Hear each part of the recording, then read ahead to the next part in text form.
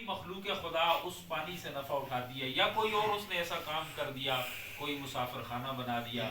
کوئی ہاسپٹل بنا دیا جس سے مخلوق خدا کو بعد میں اس کے مرنے کے بعد فائدہ پہنچتا رہے، تو وہ مخلوق کو جو فائدہ پہنچتا رہے گا اس فائدے کا ثواب اللہ تعالیٰ اس بندے کو عطا کرتا رہے گا جو دنیا سے چلا گیا ہے۔ الا من صدقۃ جاریۃ او علم ينتفع به، یا اس نے کوئی ایسا علم لوگوں کو سکھایا پڑھایا کہ جب جب لوگ اس علم سے فائدہ اٹھاتے رہے تب تک اس مرنے والے کو اس کا ثواب پہنچتا رہے گا۔ مثلا مرنے والا اس دنیا سے چلا گیا، اس نے کچھ لوگوں کو علم سکھایا، قرآن پڑھایا، دین سکھایا، کوئی اور ایسا ان کو سکھایا کہ جس کی وجہ سے جو بعد میں رہنے والے لوگ ہیں وہ اس سے فائدہ اٹھاتے رہے۔ مثلا ایک بندہ ہے،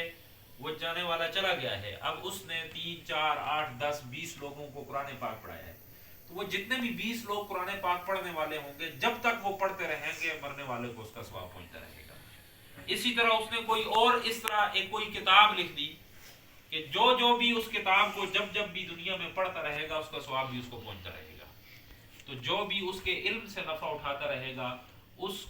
نفع اٹھانے کی وجہ سے اللہ تبارک و تعالیٰ اس مرنے والے کو اس کا ثواب پہنچاتا رہے گا۔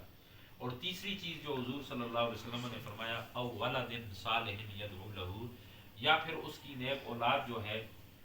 جو اس کے لیے دعائیں بخشش کرتی ہے، دعائیں مغفرت کرتی ہے، تو اللہ تعالیٰ اس کی دعا کا ثواب بھی اس کو پہنچاتا ہے۔ تو جو بھی نیک لوگ ہیں، چاہے اس کے بچے ہیں، اس کے رشتہ دار ہیں، اس کے بھائی ہیں،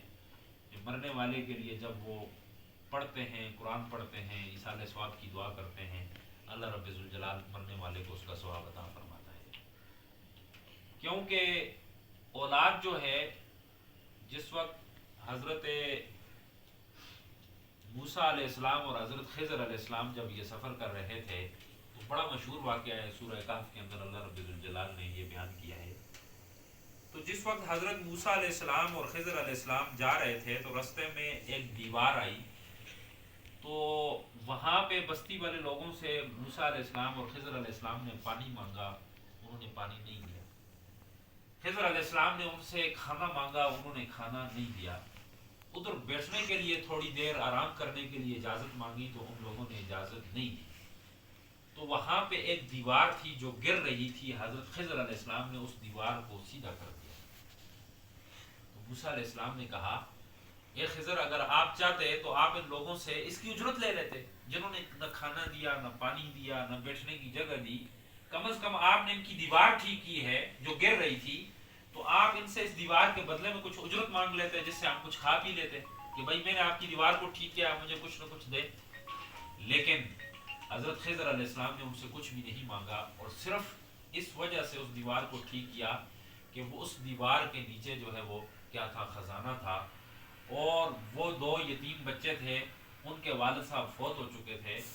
تو اس دیوار کے نیچے خزانہ تھا، اور اس خزانے کو بچانے کے لیے حضرت خضر علیہ السلام نے اس دیوار کو سیدھا کیا کہ اگر یہ دیوار گر جائے گی تو ان یتیم بچوں کا خزانہ باقی لوگ لے لیں گے۔ تو حضرت خضر علیہ السلام نے اس دیوار کو ٹھیک کیا اور اس خزانے کو بچایا، اور قرآن پاک میں اللہ تعالیٰ نے فرمایا وَكَانَ أَبُوهُمَا صَالِحًا، کہ خضر علیہ السلام نے یہ جو کام کیا تھا یہ اس وجہ سے کیا تھا کہ ان 2 یتیم بچوں کا جو باپ تھا وہ نیک تھا۔ تو جو بندہ نیک تھا اللہ تبارک و تعالیٰ اس کی نیکی کا بدلہ اس کے بچوں کو بھی عطا فرماتا ہے، اس نیکی کا اجر، اس نیکی کا بدلہ اللہ تعالیٰ اولاد کو بھی عطا کرتا ہے۔ تو اسی طرح جس طرح والدین صالح ہوں، متقی ہوں، پرہیزگار ہوں، تو اللہ رب ذوالجلال ان کی وجہ سے ان کے بچوں کے مال کی حفاظت کرتا ہے۔ تو اسی طرح اگر نیک اولاد جو ہے وہ اپنے والدین کے لیے، آباء و اجداد کے لیے دعائیں بخشش اور دعائیں مغفرت کرتی ہے، تو اللہ رب ذوالجلال ان کی دعا کی وجہ سے، ان کے نیک کام کی وجہ سے اللہ رب ذوالجلال ان پر بھی رحم فرماتا ہے، اللہ ان کی بھی بخشش فرماتا ہے۔ تو اس لیے جو لوگ جو ہے وہ اپنے جن کے والدین چلے جاتے ہیں، رشتہ دار تو چلے جاتے ہیں، تو وہ ان کے لیے دعائیں ایصال کرتے ہیں، دعائیں بخشش کرتے ہیں، دعائیں مغفرت کرتے ہیں کہ اللہ رب ذوالجلال اس کی وجہ سے ان کی بخشش فرمائے اور ان کا اللہ تعالیٰ وہ جہان اچھا کرے۔ عثمان بھائی جو ہے وہ ایک اچھے انسان تھے، ایک اچھے با اخلاق انسان تھے، اور ہر انسان ان کی تعریف کرتا ہے کہ انہوں نے اپنی زندگی میں ہر انسان کے ساتھ نیکی کی ہے. جتنی حد تک میں ان کو جانتا ہوں، جتنا میں ان کو پہچانتا ہوں، تو میں نے کبھی بھی زندگی میں ان سے کبھی جو ہے نا وہ کوئی بری بات، کسی کو گالم گلوچ، جب بھی انہوں نے کوئی مشورہ دیا ہے، اچھا مشورہ دیا ہے، اچھی بات کی ہے اور اچھے الفاظ میں انہوں نے جو ہے وہ نصیحتیں کی ہیں. اللہ رب ذوالجلال ان کا وہ جہان اچھا فرمائے. اللہ ان کی قبر پر رحمتوں کا نزول فرمائے. آمین. اس کے علاوہ ان کی قبر، اس قبرستان میں جتنے بھی لوگ مدفون ہیں، اللہ تعالیٰ سب کی بخشش فرمائے. اور سب لوگوں کے لیے یہی درس ہے کہ ماں باپ، بہن بھائی یہ چلے جاتے ہیں، سب کچھ ہمارے لیے چھوڑ کے چلے جاتے ہیں، تو اگر ہم سال میں ایک مرتبہ ان کے لیے دعائیں کر لیں، دعائیں مغفرت کر لیں، قرآن خوانی کر لیں، دو چار دوست احباب کو جمع کر کے ان کو کھانا کھلا دیں، تو یقیناً اس وجہ سے اللہ تعالیٰ